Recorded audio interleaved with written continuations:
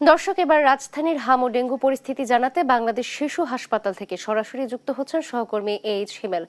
হিমেল, রাজধানীতে হাসপাতালগুলোতে এখন হাম ও ডেঙ্গু আক্রান্ত রোগীর চাপ কেমন দেখছেন, বিস্তারিত জানাবেন।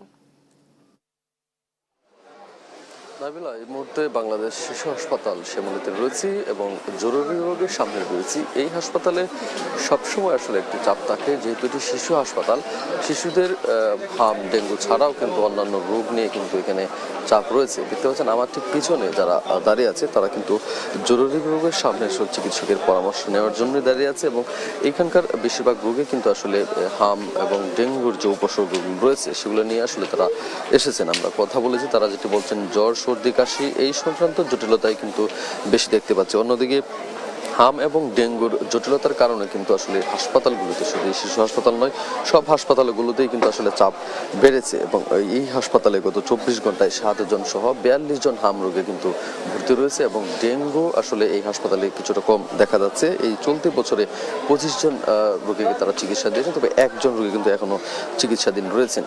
এখানে যারা এসেছেন তারা কিন্তু বেশিরভাগ যে রোগী স্বজনরা যেটি জানাচ্ছেন তারা ঢাকার বাইরে থেকে এসেছেন এবং হাম এবং ডেঙ্গু যেহেতু দুইটি প্রকোপই একসাথে দেখা দিয়েছে, সেই ক্ষেত্রে আসলে তারা বেশ আতঙ্কেই আছেন। তারা যেটি বলছেন যে হাম নাকি ডেঙ্গু হয়েছে সেটা আসলে তারা বুঝে উঠতে পারছেন না, সেই জন্য আসলে চিকিৎসকের কাছে আসা। আপনি জানেন যে গত 4 মাস যাবৎ যে 4 মাসের 5 বছর থেকে 1 বছর পর্যন্ত শিশুদের যে সংখ্যা, তার থেকে বেশি সংখ্যা কিন্তু 1 বছরের নিচে শিশুদের হাম কিন্তু বেশি আক্রান্ত করছে এবং তাদের যে মৃত্যুর হার সেটাও কিন্তু বেশ বেশি। আমরা জানি যে গত 4 মাসে হাম আক্রান্ত হয়ে কিন্তু এখন পর্যন্ত 779 জন কিন্তু মারা গিয়েছে, যাদের অধিকাংশই কিন্তু শিশু। তবে নতুন করে আমরা যেটি দেখছি যে শিশুদের পাশাপাশি কিন্তু বড়রাও আক্রান্ত হচ্ছে। এই হাসপাতালটি যেহেতু শিশু হাসপাতাল, এখানে শুধু শিশুদের চিকিৎসা দেওয়া হয়, সেই ক্ষেত্রে আসলে এইখানে যে শিশুগুলো আমরা দেখতে পাচ্ছি তাদের বেশিরভাগের বয়স কিন্তু 3 বছর থেকে 1 বছর 8 মাস এবং 7 মাস বয়সের শিশুদের সংখ্যা কিন্তু বেশি এবং যেহেতু বর্ষা মৌসুম শুরু হয়েছে, ডেঙ্গুর প্রকোপ চলছে, সেই ক্ষেত্রে তারা ডেঙ্গু নিয়ে শঙ্কিত এবং সেই সাথে হচ্ছে হামের যে জটিলতা এখনও শেষ হয়নি। শনাক্তের সংখ্যা কম হলেও মৃত্যুর হার কিন্তু এখন রয়েছে। গতকাল স্বাস্থ্য অধিদপ্তরের প্রতিবেদন আমরা যেটি দেখেছি যে 8 জন কিন্তু আসলে হাম উপসর্গে কিন্তু মারা গিয়েছে। সব মিলে আসলে শনাক্ত নিয়ন্ত্রণ থাকলে কিন্তু হামের যে মৃত্যু সেটি কিন্তু এখনও নিয়ন্ত্রণ নাই।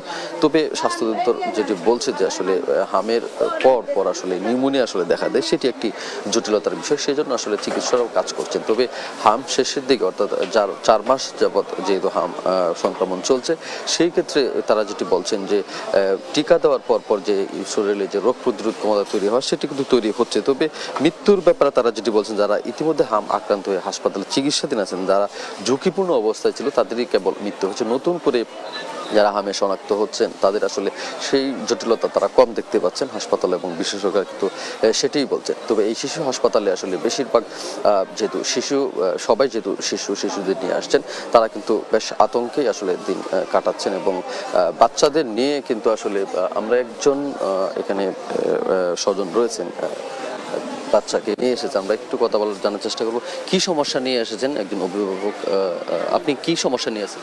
বাবু ঠান্ডা, কাশ, এই জন্য নিয়ে আসছে। ছাড়া অন্য কোনো সমস্যা আছে? না, অন্য কোনো সমস্যা নেই। এর আগে কোথাও ডাক্তার দেখিয়েছে? হ্যাঁ, এই জায়গায় আরও ডাক্তার দেখাইছে, আরও 4-5 বার নিয়ে আসা হয়েছে বাবু। ধন্যবাদ। যেটি বলছিলাম আসলে হাম এবং ডেঙ্গুর আসলে আমরা আরেকজন যে উপসর্গ সেগুলো কিন্তু উনি বলার চেষ্টা করলেন, আরেকজনের সাথে কথা বলার চেষ্টা করলেন।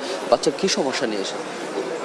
বাচ্চার সমস্যা হলো জ্বর, পাতলা পায়খানা, ঠান্ডা, কাশি, বমি, সব বিষয়গুলি একসাথে সমন্বিত হয়েছে।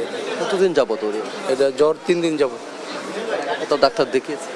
না, এখানে ডাক্তার দেখাইছি গতকালকে, পরীক্ষা নিরীক্ষা দিয়েছিল, তখন জ্বর হালকা ছিল। রিপোর্টগুলো পাইনি, সব একসাথে হবে না, শনিবার দিন রিপোর্ট দিয়ে বলছে। তো আজকে আবার নিয়ে আসছি, এখন আজকে অবস্থা বেশি ভয়াবহ, খারাপ। বমি করতেছে, পাতলা পায়খানা করতেছে, খানা খাচ্ছে না 2 দিন যাবত। এই সমস্যাগুলো নিয়ে এখানে আসছি মূলত। ধন্যবাদ। উনি যেটা বলছেন আসলে সব মিলিয়ে আসলে আমরা যেটা দেখতে পাচ্ছি যে এইখানে যারা অভিভাবকরা অপেক্ষা করছেন তারা আসলে বাচ্চাদের নিয়ে আসলে হামের যে উপসর্গ এবং ডেঙ্গুর যে উপসর্গ সেগুলো নিয়ে কিন্তু অপেক্ষা করছেন। হামের মধ্যে আসলে এই ডেঙ্গুর প্রকোপ বেড়ে যাওয়াতে আসলে অভিভাবকরা বেশ এবং স্বজনরা বেশ আতঙ্কে আসলে দিন কাটাচ্ছেন। বাংলাদেশ শিশু হাসপাতাল থেকে হাম এবং ডেঙ্গু এই ছিল সর্বশেষ পরিস্থিতি। নাবিলা।